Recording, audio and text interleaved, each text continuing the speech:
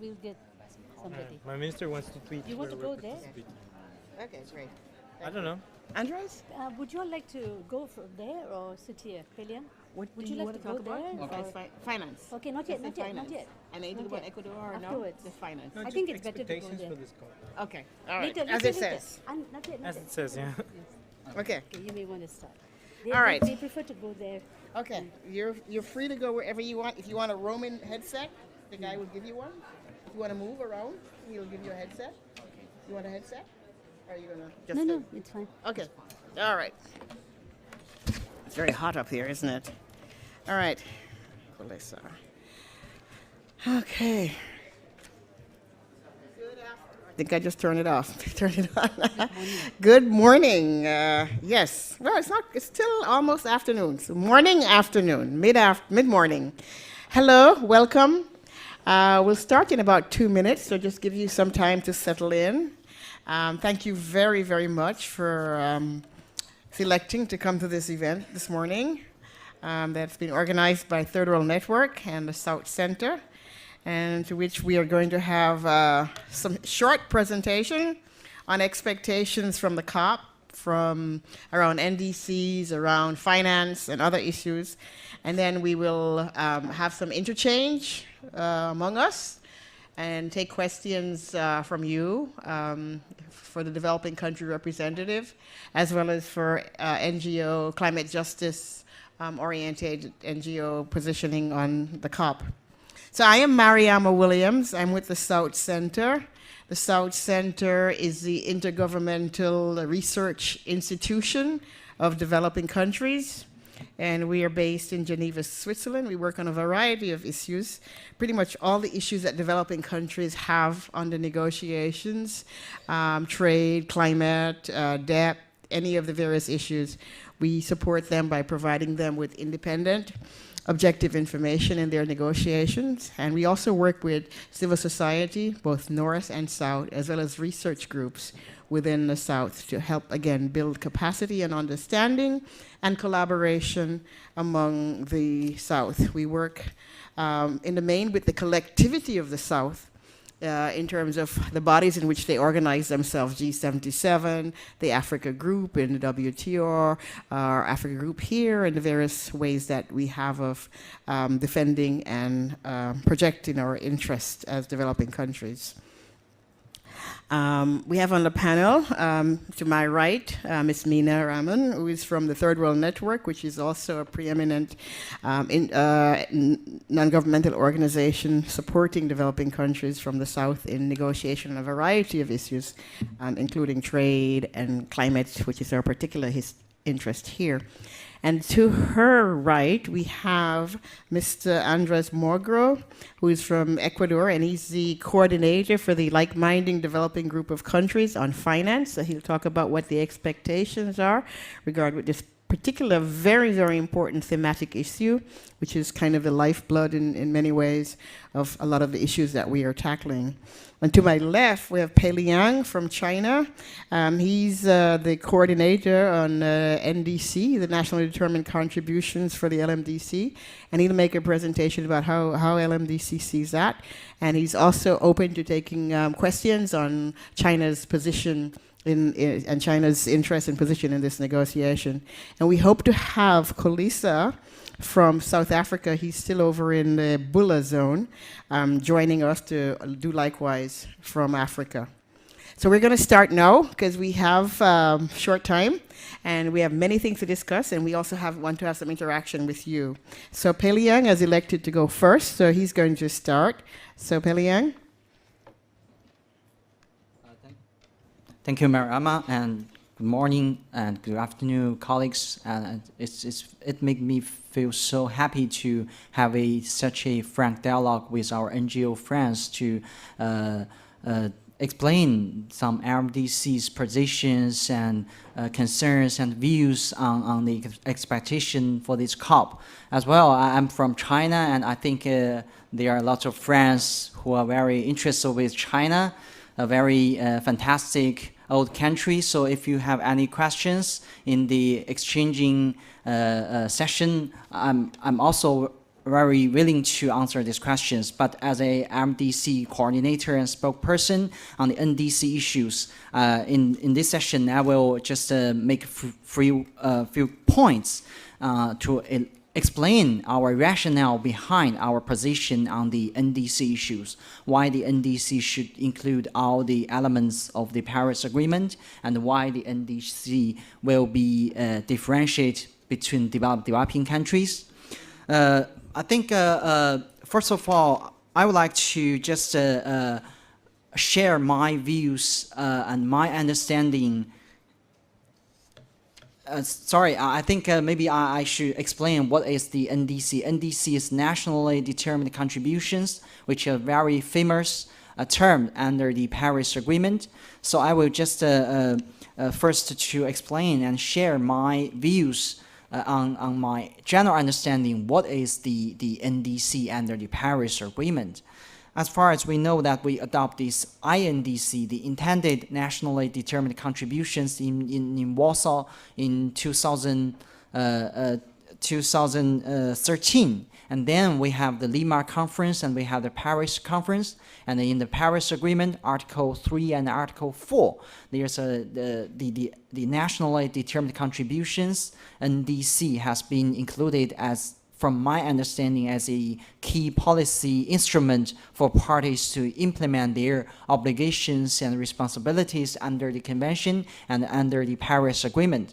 And also, I think the NDC is a policy instrument to promote the sustainable development, to promote the low greenhouse gas emission, climate resilient development for each and every country. And also the NDC could be a policy instrument to mobilize domestic and international resources, the investment, and to have parties to identify further opportunities to enhance their cooperation on technology, particularly the clean energy technology and low carbon technology cooperation and innovation. I think that is my general understanding what the NDC is. I think NDC, maybe it is not everything, but it's a very important policy document for us, for our national government to elaborate and explain to the outside what we will do and what we are planning to do in the following years.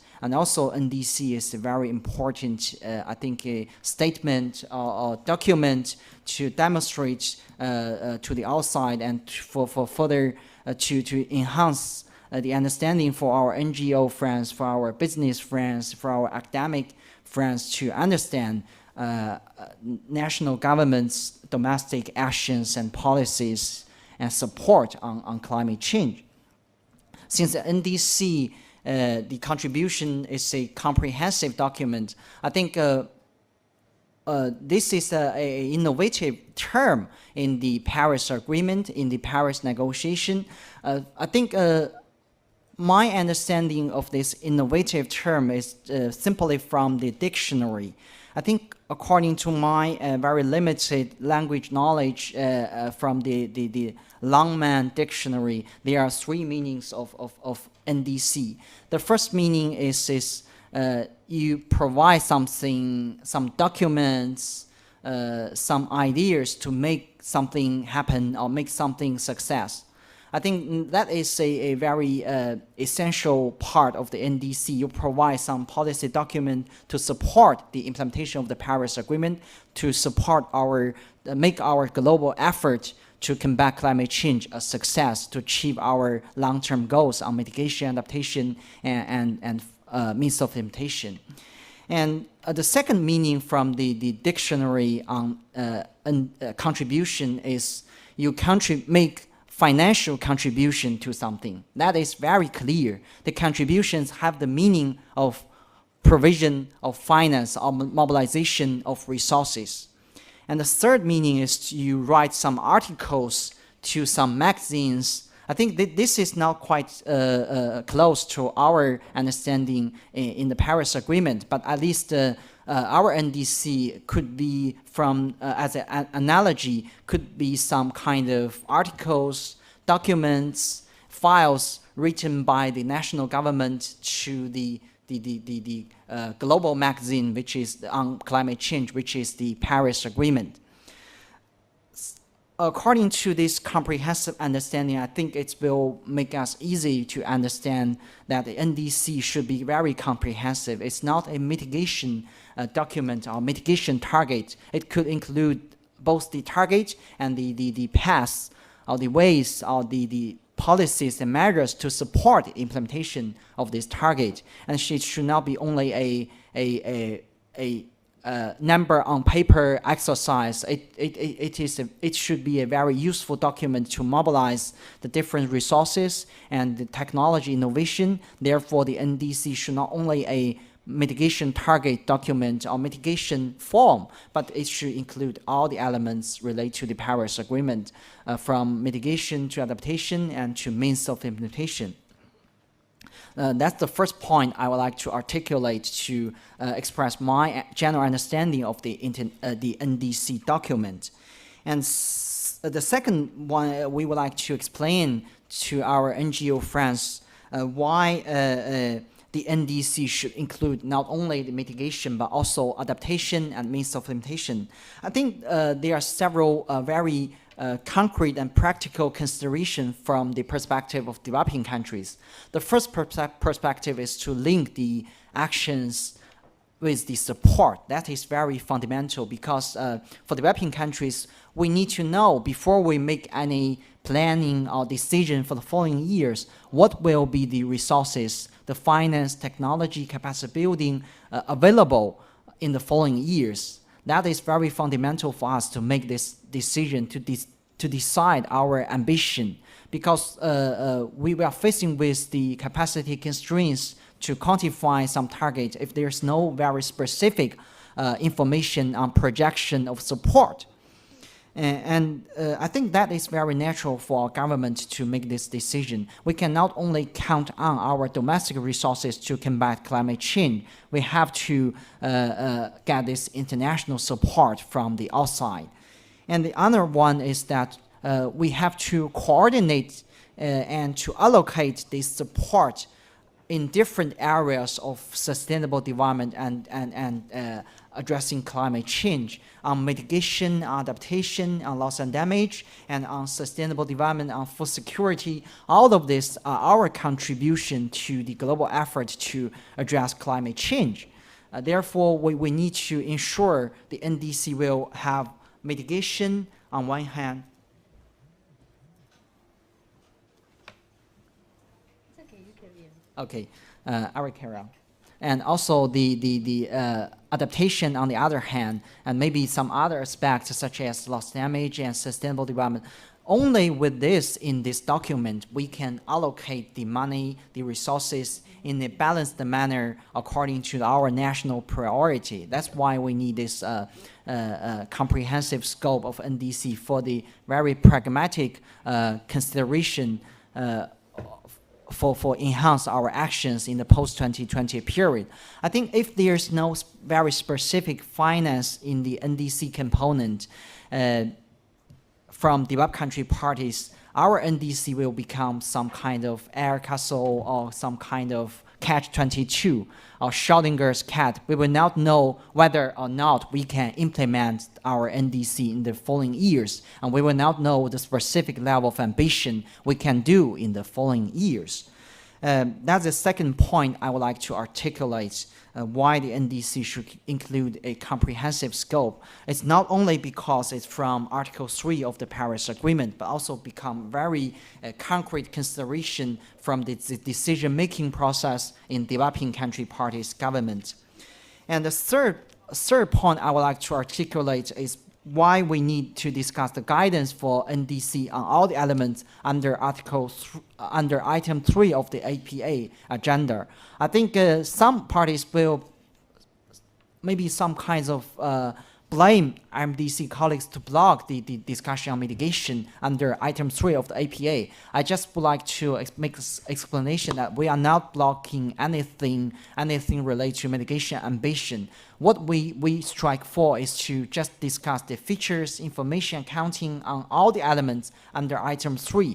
The reason is that we have to ensure the linkage between the actions and support, and also there's no very appropriate room under the existing SB items to discuss the individual undertaking on finance, technology, and capacity building by developed country parties. The existing item under the SBs touching upon the MOI issues is only discussing the institutional arrangement rather than the individual undertaking. Therefore, we need to find a proper place under item 3 of APA to discuss the individual undertakings on features, information accounting for the NDC. And only if we have this kind of very clear projection for the following years on finance, we can have a very clear global picture on the future ambition. I think that is a very fundamental part for our implementation and ambition. At MDC, I think we are striking for the ambition not only on mitigation, but also on provision of support and adaptation to achieve a global picture, achieve a global ambition in a collective and constructive manner for all parties in the post-2020 period. So that finished my brief introduction. I thank you very much.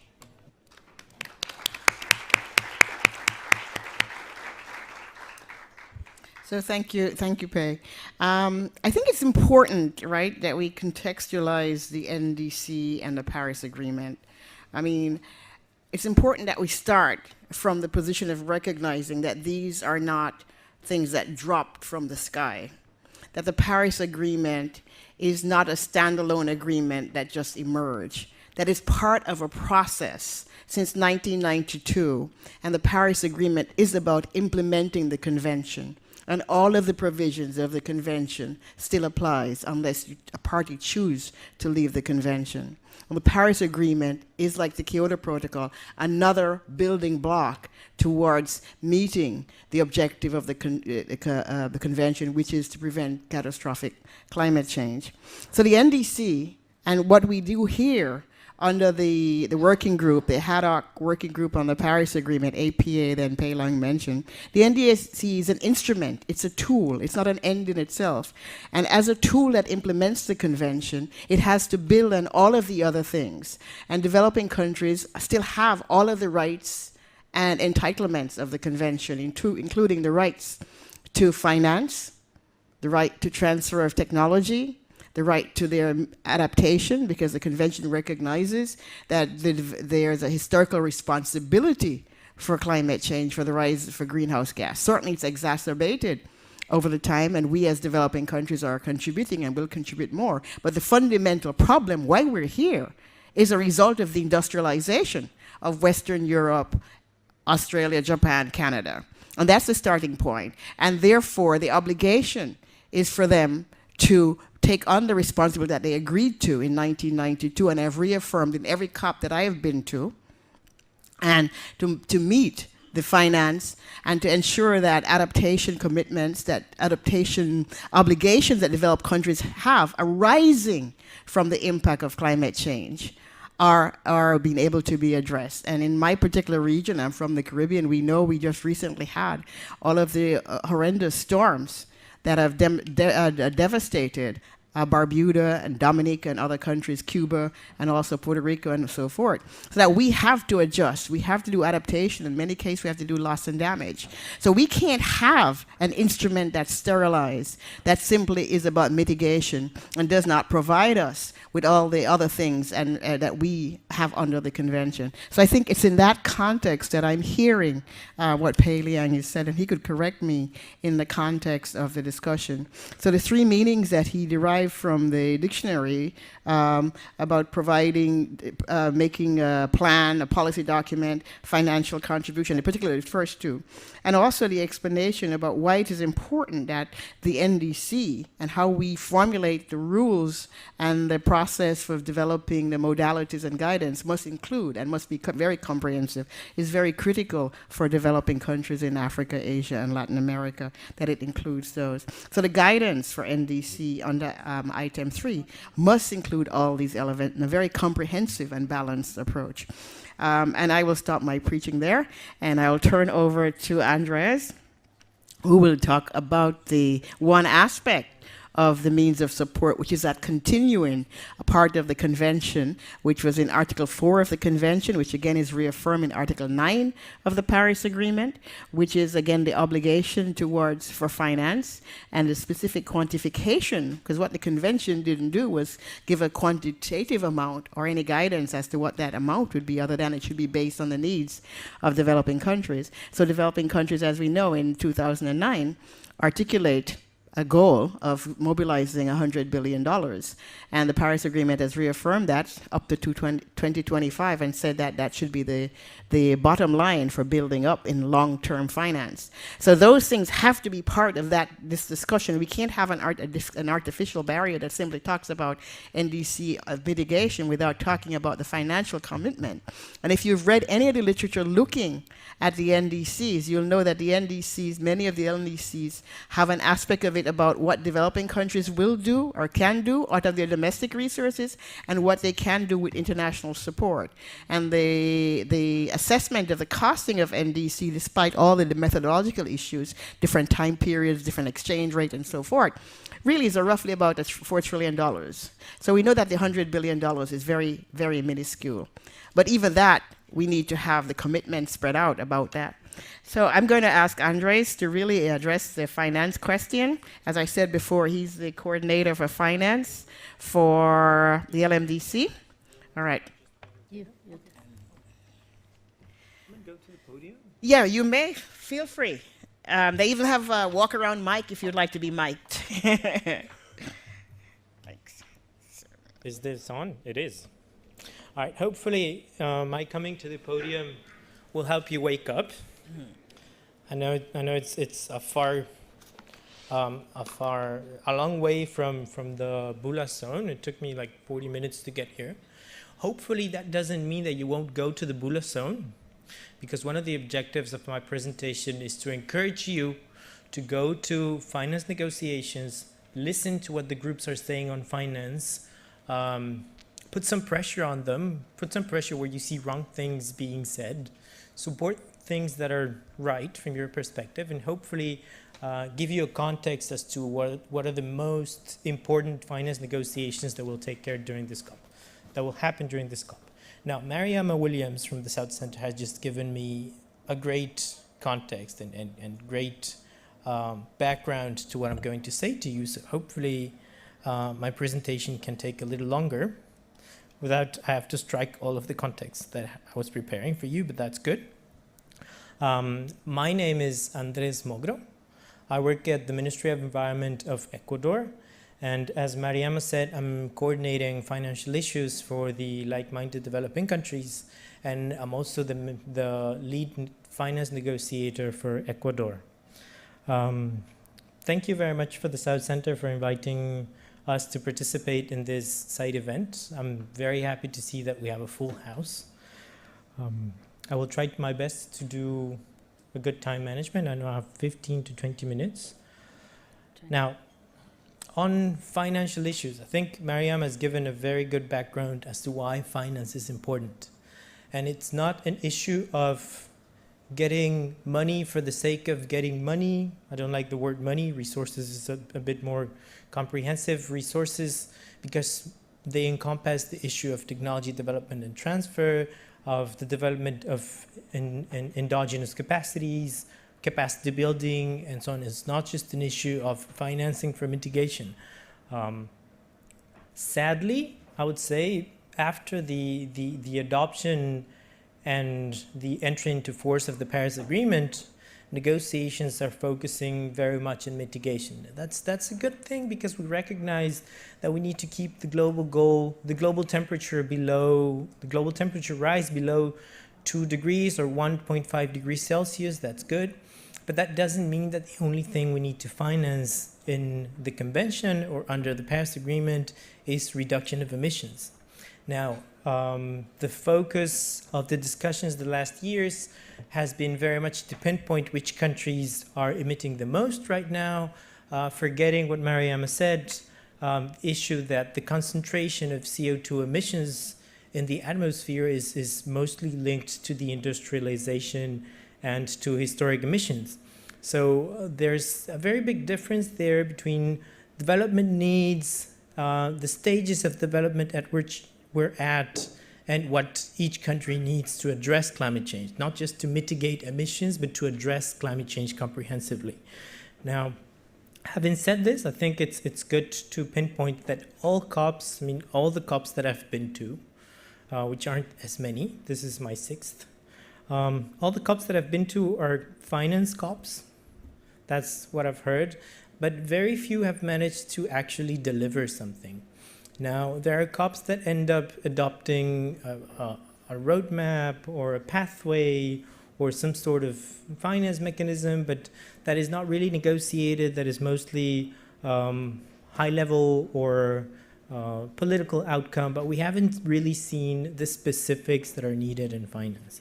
Now, these specifics include operationalizing, like Mariama said, the finance that has been missing from the process, from the convention itself. Now, if you look at the convention, I'm sure most of you are familiar with that text. The convention has very specific provisions on finance. Now, Article 4.1, and I usually correct people who say developing countries don't have commitments under the convention. If you look at Article 4.1, it says commitments. Now, the issue is that developing countries don't have emission reduction commitments, which of course is related to what I told you about the convention over-focusing on reduction of emissions. Developing countries do have commitments under the convention. They're under Article 4.1 of the text. And that article includes national GHG inventories, the promotion of technology development and transfer, education, research, national communications, adaptation, mitigation, and many other issues, including the streamlining, I think it's the streamlining of climate change into national policy. All of those are commitments, not just from developing countries, but from all countries. So it's important to look at the process from that point of view, where through these 25 years, we have been trying to look at those commitments that we agreed on and find ways and means for countries to be able to implement those, right? So if you look at Article 4.1, which is the one that I'm mentioning, you have all of these actions that all countries have to undertake to implement the convention. Now, Article 4.1 says that developed countries only have to facilitate and finance the transfer of and access to environmentally sound technology, development and transfer, and enhancement of endogenous capacities. Now, we should have been taking a lot of decisions to implement that article. And 4.7, which is something that I'm sure you will be familiar with if you're following the finance track, 4.7 says that the extent to which developing countries will implement their commitments under the convention depends on the extent to which developed countries will implement their commitments related to finance, technology, and capacity building, right? So this says basically that for developing countries to be able to implement all of those issues, they will come to a limit where their capacities are topped, and there needs to be a series of decisions, mechanisms, or call it policies, whatever we can do under the convention to enable them to go further, right? That's not something that's being very much discussed when we look at NDCs. We always look at NDCs and think of a number, which is something that we haven't really supported very much. You look at an NDC and you say, what's Chile's NDC? 4%. What's Ecuador's NDC? 10%. What's Brazil's NDC X number percent, okay? That's a very incomplete view of looking at what the convention is meant to do and what the Paris Agreement is meant to do, okay? So remember Article 4.7, because in itself, actions by developing countries have found a lot of difficulty in being implemented. Even I would say, even mitigation and emission reduction actions. And not to talk about adaptation actions, but even mitigation actions. Developing countries have been designing NAMAs, low emission development strategies, and the only thing they can do is upload them in the NAMA registry and hope that hopefully someone will contact them and tell them, I want to finance your NAMA, or I want to finance your adaptation action. Now that's been very difficult. Or you can go through the channel of a financing entity like the GCF or the GEF or bilateral cooperation and apply for a project that hopefully will comply with all of the requirements that aren't that haven't been worked on under the convention, that are being developed by these institutions themselves. And hopefully you'll get to compete with a lot of other project proponents, and your project will qualify, and you have to implement that project and then report and then do little by little what you're meant to be enabled to do by the convention. Now that's something that has been very difficult to do. Hopefully through NDCs and something that Pei Liang was mentioning to you, the panorama can change, but there's a lot that needs to be done. Now adaptation is a complete different issue. If you look at all of the reports that are coming from MDBs themselves, from developed countries, or from any other entity analyzing climate finance flows, you'll know that adaptation is the smaller of the children in the family. It gets whatever's left, whatever clothing their bigger brothers have left, and that sometimes is stripped in pieces. Adaptation is getting less than 10% of climate financing. And that not even to go into what climate financing is being accounted for, but adaptation is getting less than 10% of that.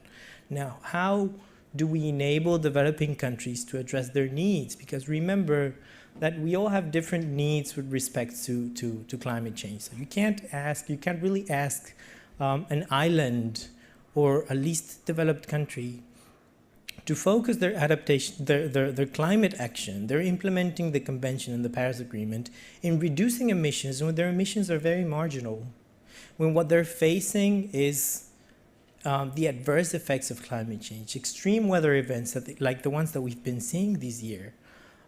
So there are different needs that need to be translated, that need to be reflected in finance flows, and that's not something that we've been doing. So the Adaptation Fund in itself, which is the only entity that is able to finance concrete adaptation actions, should have at least shown a similar amount of financing that what you see for mitigation, but that's not the case, right? So the Adaptation Fund has been receiving resources from the share of proceeds that come from CDM projects. That share of proceeds used to go to the Adaptation Fund. Now, the carbon market has collapsed, so the Adaptation Fund has been living as a beggar for the last couple of years. And there aren't any prospects for the Adaptation Fund in the future. That's one of the topics that I will come back to when I tell you which agenda items to harass on finance, right? But I'll come back to the Adaptation Fund later. Now, I'm going to quickly go through the finance article of the Paris Agreement so that hopefully you can improve your understanding, your context of the discussions that are happening now. Sorry. Now, there were huge, for those of you that have been closely following negotiations, not the climate global process, but negotiations, you will know that finance was one of the places where there were the most divergences in Paris and in the process that led us to Paris. If you remember, at the beginning of 2015, parties met to put all of their inputs on the table into what eventually became the Paris Agreement, but that was in that time the Geneva text. The Geneva text, well, the Paris Agreement has Article 9 on finance. That's like less than a page long. The Geneva text had 19 pages on finance. And I remember the number very clearly because it was a big headache to try and digest the Geneva text and push it towards an article on finance. It was very difficult.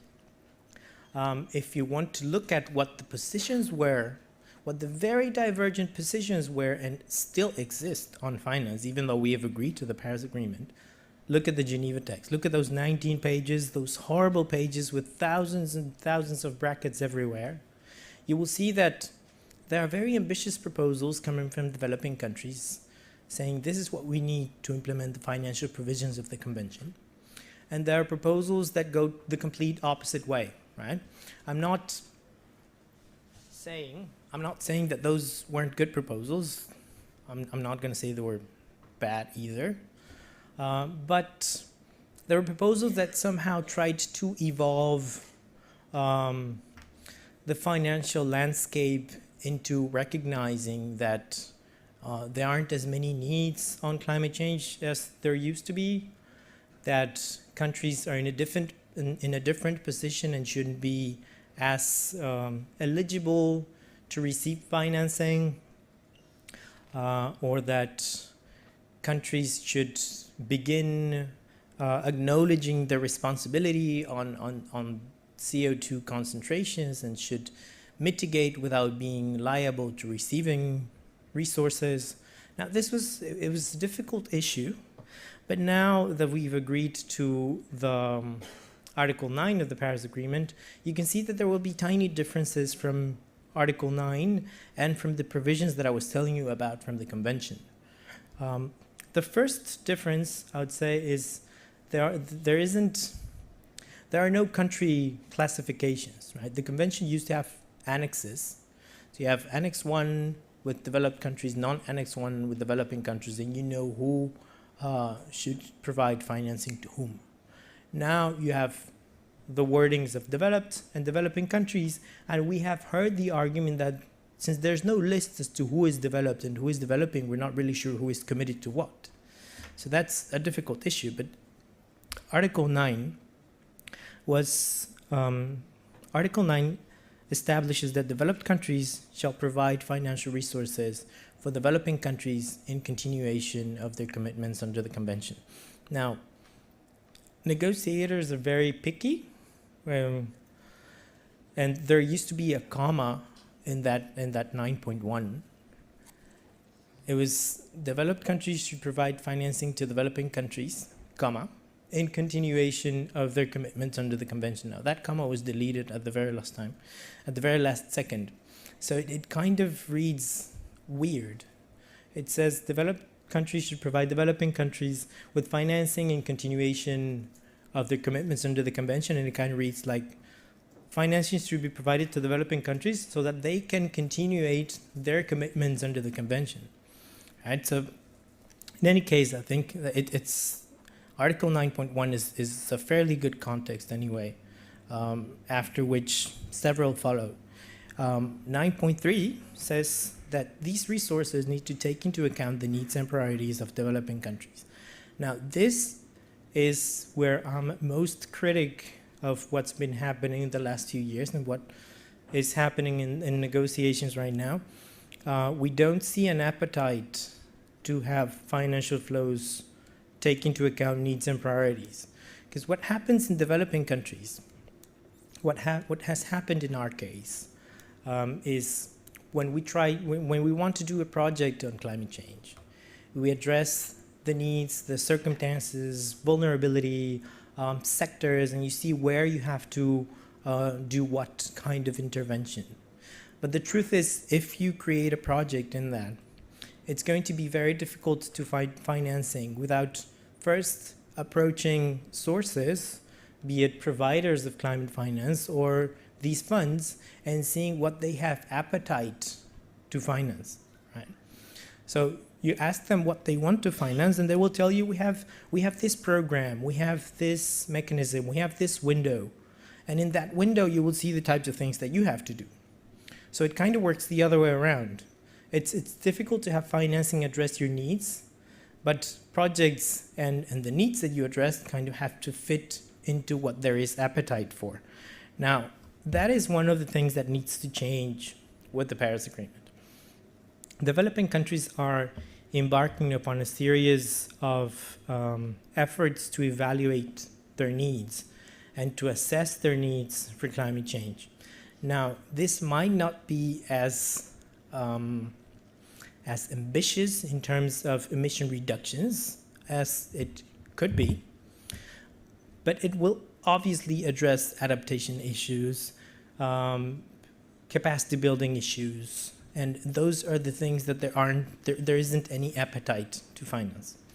Now, one of the things that we need to do on the negotiations is to make sure that the financial flows that will be coming under the Paris Agreement take into account needs and priorities. Because once you take into account these needs and priorities, then you can enable developing countries to go further. You can push them over the line and create the capacities for the emission reduction that is needed, the resilience that is needed, and to actually fulfill the 3 objectives of the Paris Agreement. Now, people forget the Paris Agreement has 3 objectives. They only think about 2 degrees, that's the Paris Agreement, 2 degrees or 1.5 degrees. Now, that's something that also needs to be looked at in a comprehensive way. Now, 9.4, I like that we're going through the Paris Agreement. 9.4 speaks about the balance between adaptation and mitigation in financing. Now, that's something that the GCF also agreed to a couple of years ago. I think it was 2014. But that needs to be measured in some way and encouraged in some way, because as I told you, more than 90% of climate financing is going to mitigation actions. So hopefully we can get that closer to 50-50. It won't be a 50.0 versus 50.0, but it needs to get closer. And this also needs to take into account that adaptation actions and adaptation projects are not revenue generating.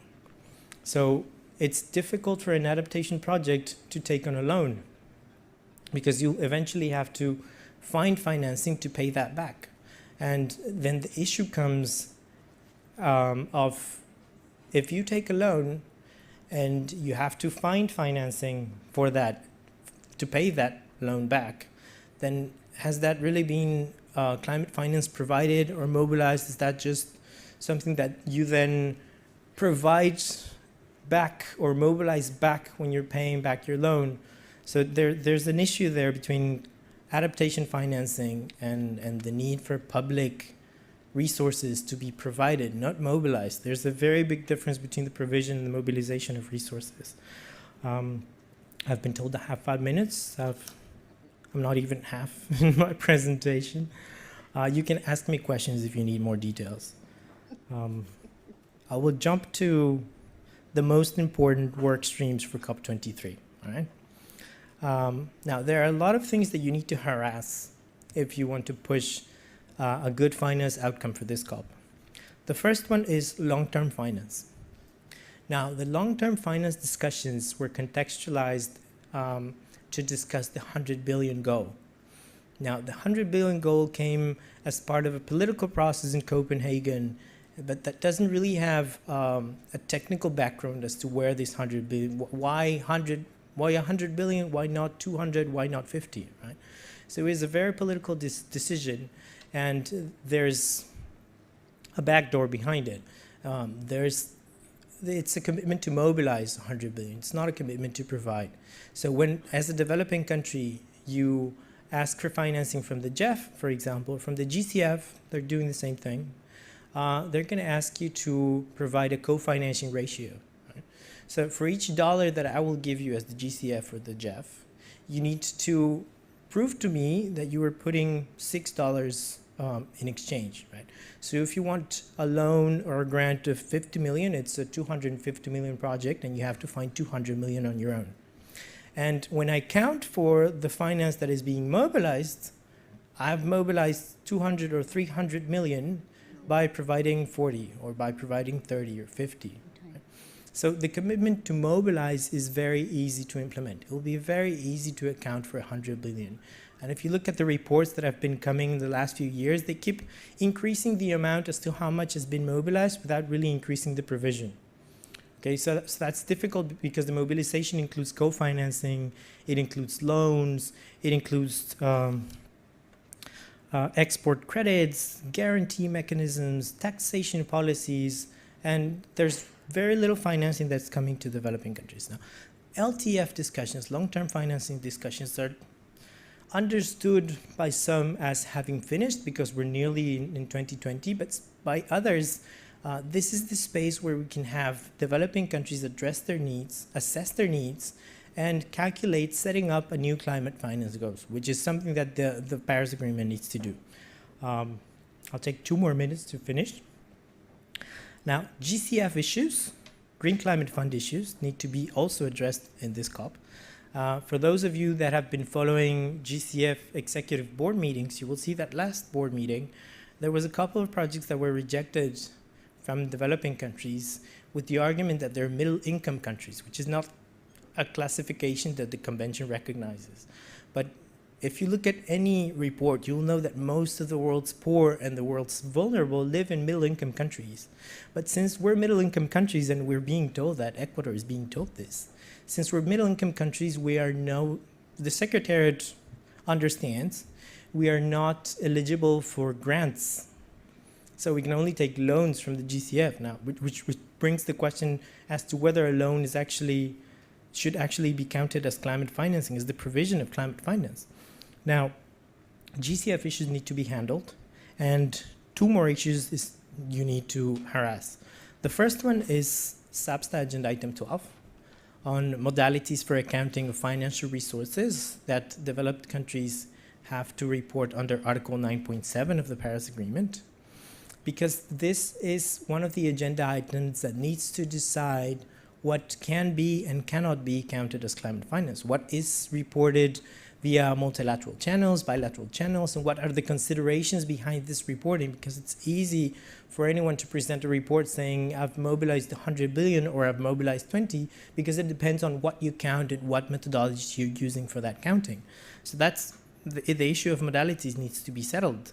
And the Adaptation Fund I've kind of gone into, and APA transparency discussions, which are also related to what developed countries report, but also to what developing countries should report on finance. Now, we don't have a lot of experience reporting on finance as developing countries, because it's difficult for us to assess what providers are counting off as climate finance, because there are different considerations from providers. They can finance the Quito subway, for example, which is the train that we're building in my city.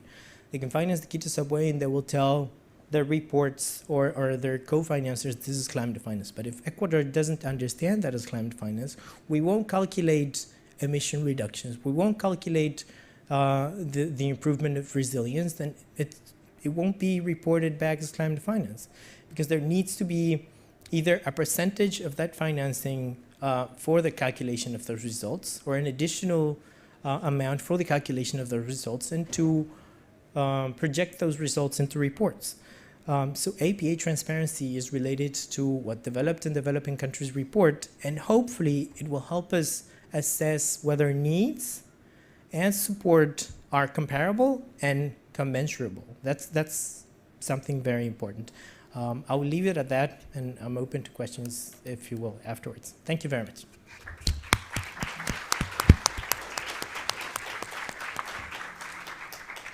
Thank you very much, Andres, and you've given a very comprehensive overview of the issues that need to be tracked within this COP. So I don't have much to say. I just want to flag 2 things. One is, I think it's really very important that we understand that climate finance is an obligation of developed countries under this convention. Until we get rid of the convention or the developed countries leave, it is an obligation. It is not development assistance. It is not begging. It is not things that you do out of your humanity or your solidarity. It's an obligation and a responsibility, a legal obligation that was agreed by developed countries and which they have reaffirmed. Now, they put $100 billion on the table, and we've kind of been playing with that. But as we know that if we're really serious about implementing the Paris Agreement and getting to 1.5 or 2 degrees, $100 billion is not getting us anywhere. Right? So, and they're reluctant to talk about it. Andres has flagged the Green Climate Fund, and I just want to flag it for 2 reasons. One, this whole question of eligibility that's come in is a very negative issue because it impacts the 2 projects that were turned down were projects that were about building the adaptation and resilient capacity of the poorest people in Argentina and Paraguay. That was rejected by one party because we know this is consensus, even though that project was approved and it's technically approved by the technical assessment panel that looks at the panel and also by the secretariat, one board member. And it's very clear that they're drawing a line in the sand of saying that we don't want to finance the middle income countries, they must go get loans, which is not part of fulfilling the obligations under the convention. So when we say we want to put these things in the NDC, we're very clear because 25 years we've seen all the tricks and things that have been played, that the promises don't work out unless you have, and even when you have the legally binding agreement, they don't work out, much less when you don't have them. And that's why it's very critical that we have a comprehensive view of the NDC if we're using that as the instrument for implementing the Paris Agreement. So I'll get off my soapbox and say now I want to turn to Kolisa, who will present the view from Africa with regards to what the African priorities are in this COP and what they'd like to see get achieved. And you know, all the various contexts. I just wanted to and Mina will take up some other things, so I won't go into it. I'll wait later if it's not taken up. So Kolesa, thank you. And could you introduce yourself again, what you do exactly in the delegations and so forth? Thank you. Okay, thank you, Marianne, and good day to everybody. The name is Kolisa Ngwadla. I don't expect any of you to be able to pronounce my name, at least if you can read it, that's good enough. I'm the lead coordinator for the African group on the ad hoc working group on the Paris Agreement. So yeah, that's the role that I play within the group. So a lot of my comments will primarily revolve around the APA. I can address some other issues. However, my expertise is primarily limited to what we're negotiating under that body. Now, my decision was just to address 2 key priorities that the African group has coming to COP23. The first one being the facilitative dialogue, and then the second one is the Paris Agreement work program. And in each of these, I've got just about 4 points, just to briefly give you what our key considerations are, and I understand there will be time for interaction thereafter. So on the facilitative dialogue, we believe that the focus that the co-presidency should be looking at is the pre-2020 actions, and there are several reasons why we believe so. I mean, the most obvious one being, if one looks at the 3 questions that underlie the facilitative dialogue of where we are, where we want to go, and how we get there. Where we are at this stage is how the Cancun pledges, how much progress have we made in implementing those, and that applies to the pre-2020 period. So we support the proposal that was put forward of having a pre-2020 COP agenda item, because we believe it's at the crux of setting a fair base beyond 2020. And in our view as the African group, we believe the facilitative dialogue should primarily address mitigation. However, we are quite cognizant of the fact that the extent to which developing countries can contribute to global mitigation effort, whether you look at the convention provisions which apply to the pre-2020 era, We've got Article 4.7 in the Convention, which says the extent to which developing countries can contribute depends on the support that they get. So one cannot discuss pre-2020 ambition or enhancing ambition at this stage without having clear outcomes pertaining to support provided to developing countries. And in the Paris Agreement as well, in Article 4.5, we've got the same kind of thinking, which suggests that the contribution of developing countries is contingent on support provided to them. And in our view, again, I mean, we're not having these discussions about emissions gap in a vacuum. There's the corresponding impacts that are associated with it. And looking at the Paris Agreement, again, Article 7.4, there's a clear indication that the level of mitigation ambition impacts on adaptation needs. So you can't have a complete facilitative dialogue without addressing at least these three aspects. A third point that we'd like to raise on the facilitative dialogue pertains to the emissions gap. You will all recall that around 2012, I think UNEP published the emission gap report, which indicated that we've got, excuse me, we have an emission gap of between 8 to 13 gigatons of CO2 equivalents. And interestingly enough, when in 2015 the Secretariat did the synthesis report of the aggregate effect of NDCs, we see the same gap again. And what the African group has been advocating for years now is that it's important that as we negotiate post-2020 arrangements, we don't find ourselves in a situation where we transfer the burden of closing that gap to developing countries. And at this stage, if the facilitative dialogue doesn't address how the emissions gap will be dealt with going forward, then we effectively find ourselves in a situation where there's collective responsibility of lack of leadership by developing countries pre-2020. And we have substantive propositions on how to deal with that, in that we need to develop, firstly, a facility or a mechanism of cooperative initiatives where developed countries will work towards addressing this gap. And the lifespan of such a facility or mechanism, depending on how you want to call it, would not be limited to pre-2020, but it shall have a lifespan that goes beyond 2020 until that gap has been closed. So that is the substantive proposal that we have as a group.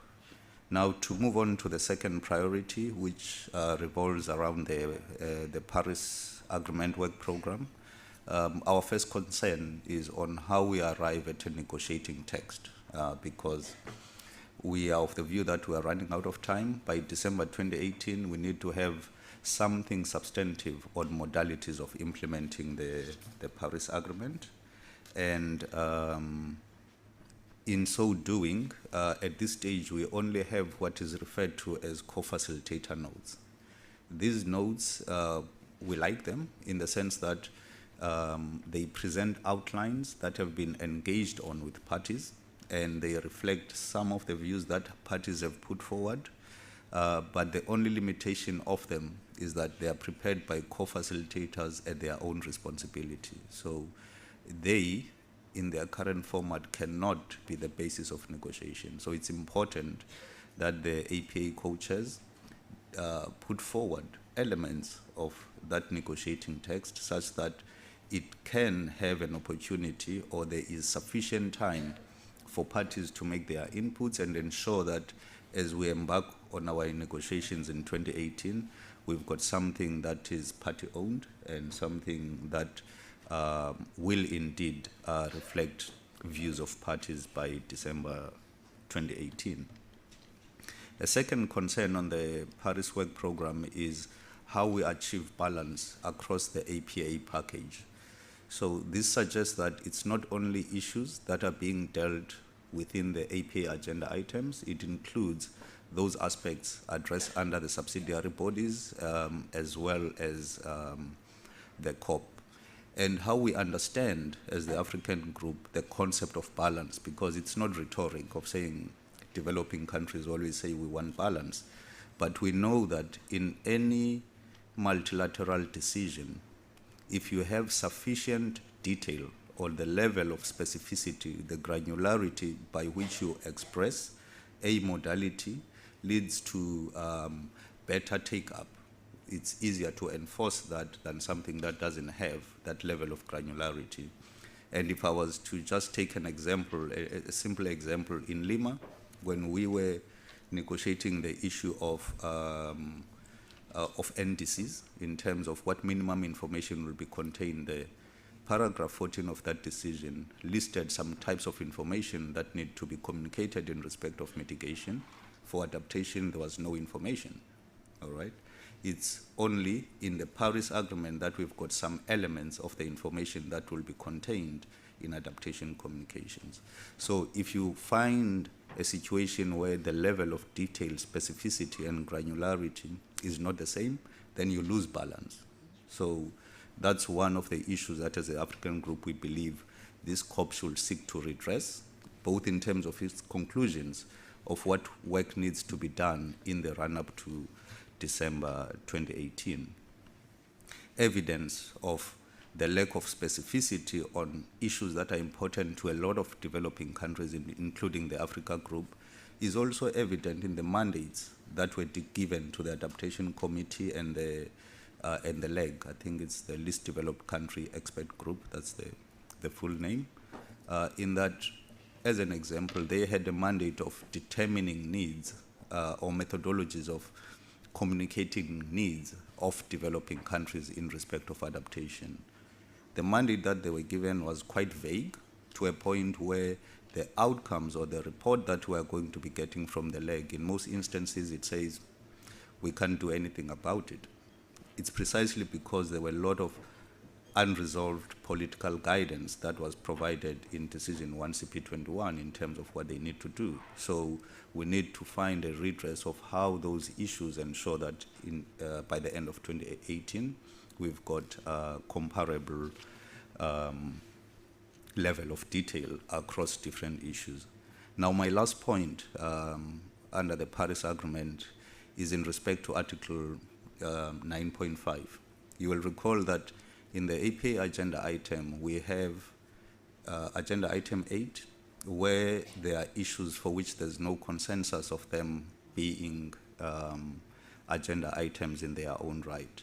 And Article 9.5 of the Paris Agreement is one of those. And the African group put forward that agenda item where we would like to discuss the modalities of communicating, modalities of how indicative support by developed countries will be communicated through the climate change regime.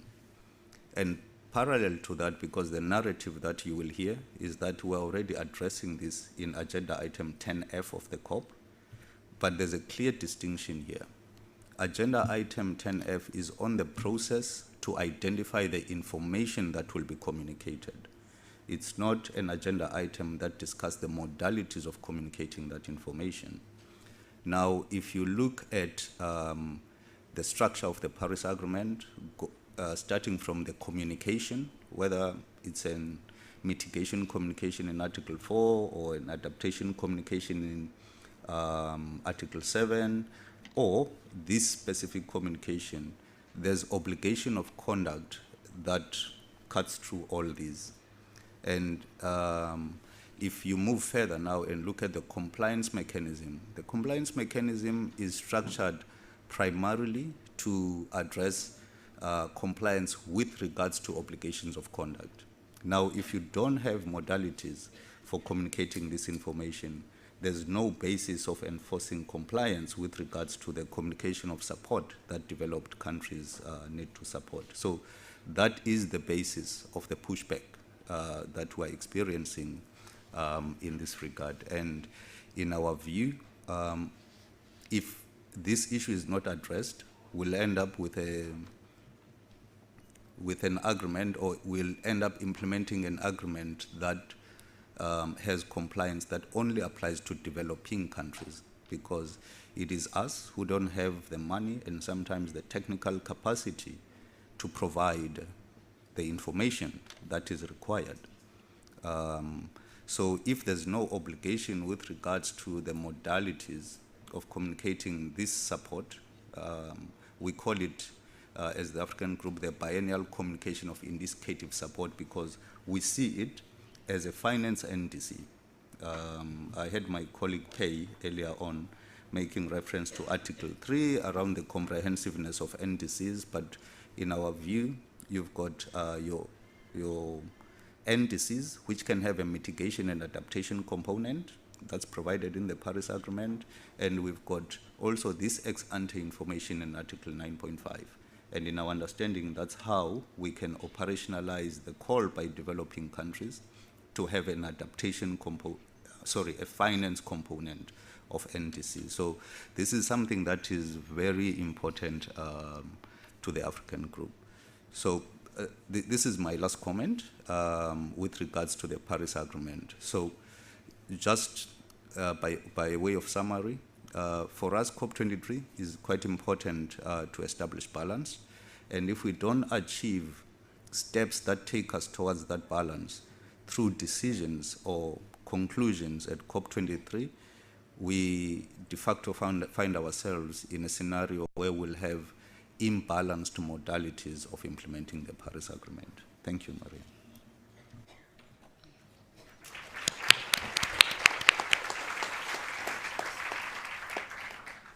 Okay, thank you very much, Kalisa, for really that very comprehensive and a very good wrap-up, because I think in it you've encircled the central importance of the comprehensiveness of the NDC, and also highlighting, picking up on some of the points made by Andres, of how important it is to have this balance. And I'm really happy that you were very specific about what balance meant, that it's not just a rhetoric, it's at the level of the granularity, it's at the level of the what you're identifying as the obligation of conduct, for which then you build a compliance mechanism around.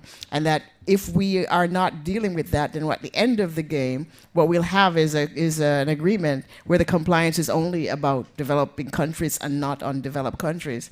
But I think there is, even for me, another level of what we're going to have is that we could have a very tight, lovely agreement with these compliance that is shifting the burden to developing countries for mitigation, for compliance, for everything. And we won't have NDCs that will be implemented. That's the fact. How are we going to implement these NDCs? We're already off the mark in terms of the fact that the numbers don't add up to 2 degrees. But if we have all these NDCs on the table that have components that must be financed, and we have no finance on the table, how close will we get to any of these with a wonderful, lovely agreement, even if we were to balance and we don't balance it in the way that the table here is referring to? I'm going to leave that to Mina to pick up on some of those points and then share some of the points from TWN and civil society on how these expectations are to be managed or to be seen. Yeah. Thank you, Mariama, and thank you first to the panelists who actually are very active negotiators right now of the developing countries, and for them to take the time to come here to this side event, jointly organized by the South Center and Third World Network. Just to let you know, we have come out with our first update. You can get it from our booth, or you can go to our website on what to expect in Fiji. This is quite a simple preview of what's to come. And I think some of my colleagues on this table have already alerted to some of the sticky issues that we will see. But just to give press home some of the points, I think as civil society, we are all here and we all understand, as we saw the opening ceremony, in case some of you missed it, we need to save the world, we need to save the planet, we need to ensure that we are all ambitious. But I think the Framework Convention, as well as the Paris Agreement, is about how do we do it in a way that's fair, that's ambitious, but at the same time recognizes the common but differentiated responsibility between developed and developing countries. This notion of differentiation is something that you will hear in the halls of the meeting. And for a long time, the difficulty in the Paris Agreement has been, how do you translate the sharing of the burden some people say we don't want to call it a burden, but there is this recognition that how do we ensure that the common responsibility is shared in a way, in a differentiated way, because there is a difference, as Mariama has outlined right in the beginning, that those with historical emissions and who had emitted tons of CO2 in the atmosphere and had became very rich are now having to show leadership so that you ensure that the developing countries are able to survive, who are able to meet their adaptation needs, and who are able to also embark on a trajectory for climate emission reduction, which is not on the same path as the developed world. And I think this is why we are here, because this is an international agreement which is the only treaty in the world which puts obligations on countries to take on their responsibility and share it in a way which is fair. So having said that, I think one of the sticky points which is going on right now, some of us are missing, is the issue of pre-2020 actions. Now, many of you who will sit in the halls in the next few days will only hear about the Paris Agreement. Now, the Paris Agreement, NDCs, as we have heard, the nationally determined contributions, kick in post-2020. That means 2021 onwards, either 2021 to 2025, and for some, a majority of countries who have put their contribution in terms of going until 2030. Now, what happens to the pre-2020? What happens to the Doha Amendment, the second commitment period of the Kyoto Protocol? Now, if you remember, the bargain in Durban was that developed countries do the second commitment period of the Kyoto Protocol for 2013 to 2020. So that is a very important Doha Amendment where developed countries agreed. The Annex 1 parties agreed that they will commit to the second commitment period of the Kyoto Protocol.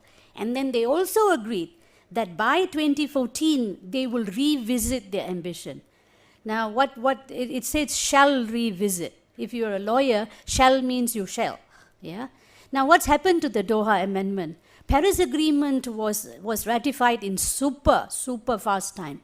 But the Doha Amendment is lagging. And this is a pre-2020 commitment. So there is no commitment, there is no second commitment period of the Kyoto Protocol, which essentially means those in the Annex 1 can do anything. They can tell you that they are meeting, they can do this and do that. But what it essentially means is a decade of a time frame where there is no accountability. And that's what this is about. A lack of a Doha Amendment second commitment period is a lack of accountability. The second thing is there's no ambition to revisit, although it says shall revisit. And the third thing is the developed countries who are not in the Kyoto Protocol also agreed that they will do comparable efforts. And this is where the United States is still a party. Yeah? But the United States has already indicated that it will not be a party to the Paris Agreement. But until legally the United States gets out, it will continue to be a party to the Paris Agreement, and I'll come to that in a short while. So the pre-2020 focus is absolutely key, as what Kalisa and others were saying, that you can't shift the emissions gap. The emissions gap under the Cancun pledges, particularly the leadership of developed countries, is not there. Now, how do you find a way to share the emission reduction obligation in a way that is fair? Now, if developed countries are not going to assume what is their fair share, now the CSO, the civil society community has come up with what's called a fair share equity approach.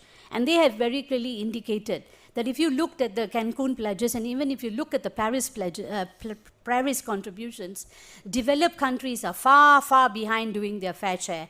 Well, countries like India, like China are ahead, and they are doing much more their fair share of the contribution.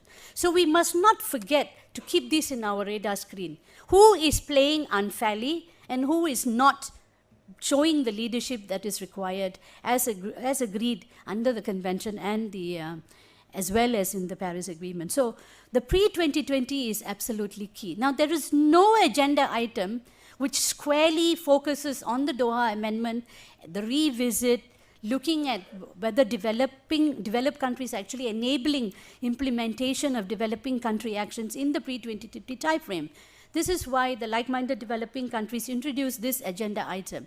And we understand that there will be a lot of resistance happening on the ground for having this agenda item adopted. I can't understand for the life of me why that is the case.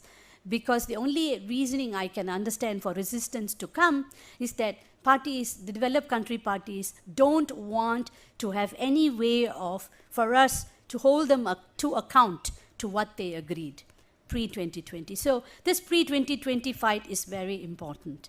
Now, then we come to the United States. The United States has very categorically already said, the Trump administration, we will not be a party to the Paris Agreement. But unfortunately, we have to live with them for the next 4 years. Now, and they have said that in the communication that they communicated on their intention to withdraw, they had indicated that they will continue to engage to ensure that their policy interests are protected, and to also ensure that their future options are not foreclosed. So this is like being in a marriage where you've already indicated to your partner that you will divorce in 4 years, but you still want to have a space in discussing how many children you're going to have and how you're going to, how the household is going to be managed. For me, this is really problematic. And so we have to watch the US engagement. I can speak this as civil society. My colleagues here can't. But we as civil society are watching. Now, if a party doesn't have any intention to engage, so if you want to get out of the marriage, then the best thing for you to do is not to say anything about how you're going to the children's affairs and how you are going to, well, although in real legal terms, there is an obligation in terms of even after a divorce. But here, since they want to have this divorce, so what they should actually honor is that don't disrupt the process. So this is what we as civil society will be watching. Will the US play a disruptive role or not? And will the developed countries hide behind the US, or will they actually camouflage the US? So this is going to be interesting to watch. I see the clock, Mariama. I know that we have to wind up soon. But I think on the issue of the Paris work program, as Kolisa and others have indicated, this about the negotiating text. How do we generate a negotiating text which will not be torpedoed from top down? This has always been a problem in this process. Lima nearly collapsed because there was a torpedo. Paris nearly collapsed because there was a torpedo. So the sensitivities and the balance and the complexity is absolutely key. So how do you ensure a party-driven, so when you hear parties talk about a party-driven, the issue is about how to ensure that the parties drive this process and there's no torpedoing. How do you ensure that there is all the options on the table? So next year will be where the hard negotiations will happen. Finance is going to be very, very difficult. The nationally determined contributions is going to be very difficult. How do you ensure that this Paris Agreement implementation is not a mitigation-centric obligation? That when parties talk about Article 4, you will see this big battle in the rooms. Article 4, for many of us, is not only about mitigation. If you read Article 4 of the Paris Agreement, it says NDCs. It doesn't say mitigation only. So you have to be we as lawyers, this is a negotiating history where there was a big fight about what Article 4 should be. So it's very important that we understand why are we stressing the comprehensiveness of NDCs for all the reasons that have been outlined. For a developing country, you cannot do your mitigation or you cannot do your adaptation if it's not linked to your finance and your technology. And if there are limited resources that a developing country has, then its priority will be adaptation, its priority will be loss and damage because the political imperative, your people are dying, you have no choice, but you have to respond. So in that sense, if we want to truly understand that NDCs have to be comprehensive, then we have to be enabling. We have to find ways of enabling that and not just reduce it to a mitigation obligation that's very, very limiting. So finally, Mariama, on the facilitative dialogue, I just want to make a point that the point that Kolisa has also alluded to. This Talanola, one of the outcomes that the Fijian presidency is expecting is a design for this dialogue, and they look at it in the terms of an 2018 dialogue, which will look at the Paris, how do parties raise their ambition of their NDCs. This is a hugely political, yeah? This will not happen here, it will happen in Warsaw, not Warsaw. It will happen in some town where I understand it's already going to be, in Poland. So the problem will be to design it now, but how do you ensure that when you design it, you don't miss the pre-2020?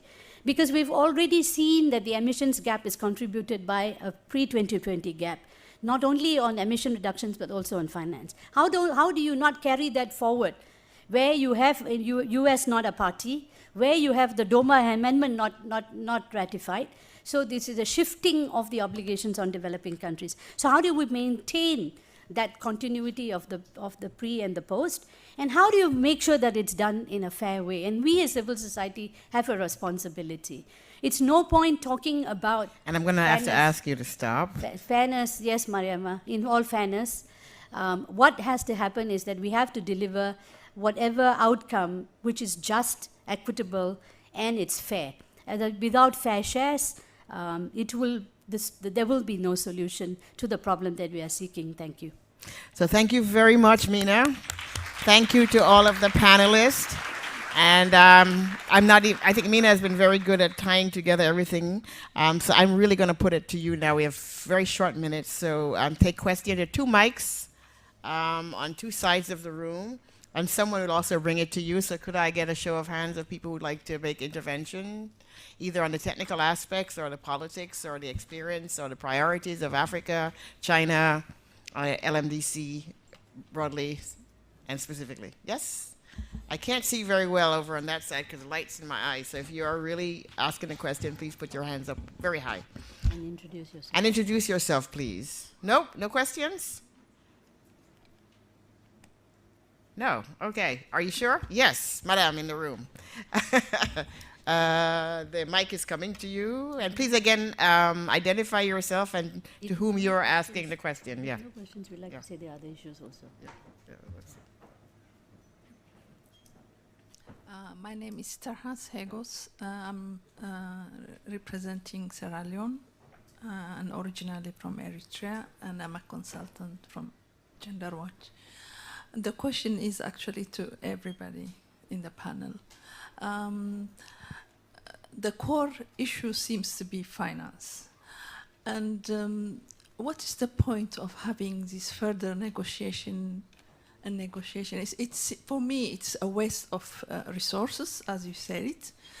Why can't we, at least African countries, say to these things, okay, if you are not going to give us more resources for adaptation, enough is enough. We don't want you.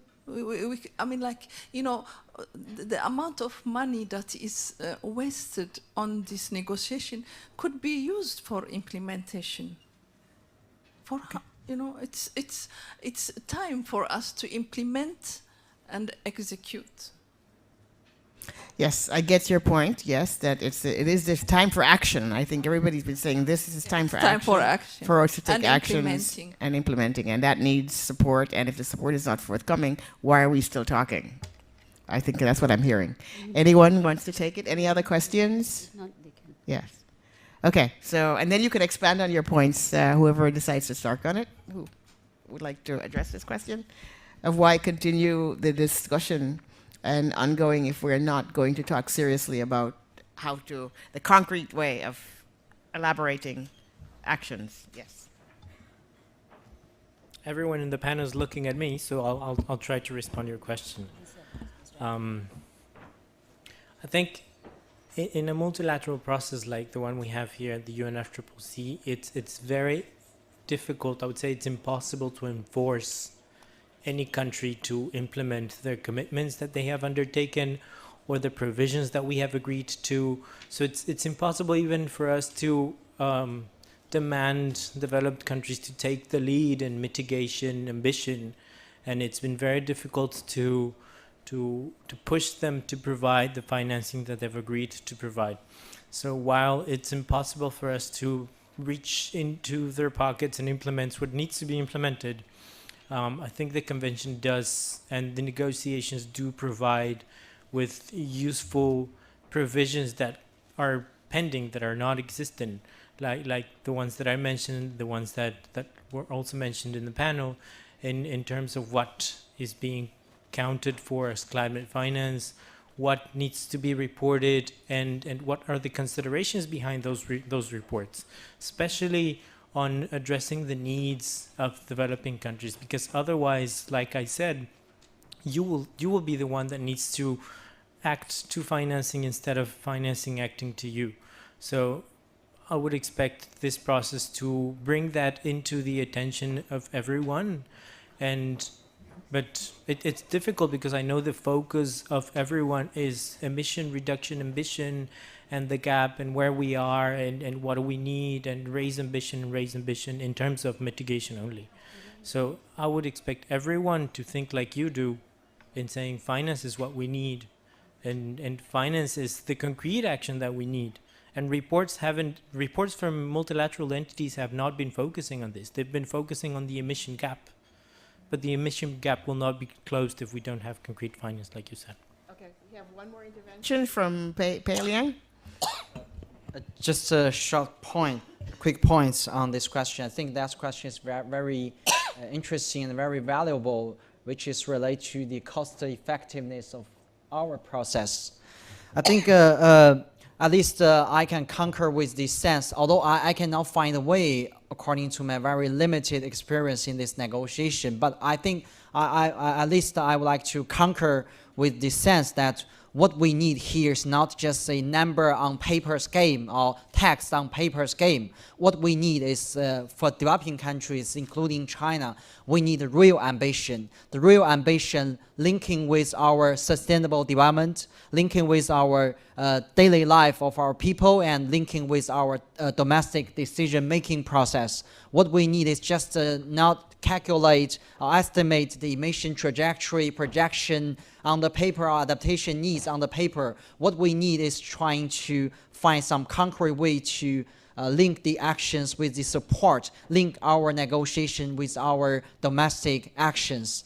And on the how to resolve unlock the deadlock related to finance, I think from China's perspective, what are we going to do? The first is to have some very ambitious action to demonstrate our domestic effort to combat climate change, and try to use our own actions to leverage our partners. And the second way is to try to establish these South-South projects and funds to provide some support to our developing fellows, our brothers and sisters in Africa, in small islands and LDCs. However, this South-South cooperation is totally different from the legal obligations for those parties, for those developed country parties should provide means of implementation under the convention and under the Paris Agreement. That is our answer. We will continue our work. We will try. We will make our best endeavor to save the planet, to take our responsibilities. But it's a truth and dare story. We need them to do so, and we need them to do their fair share as well. Thank you. Thank you. I think that says it, and we'll end. Thank you so much for the panelists.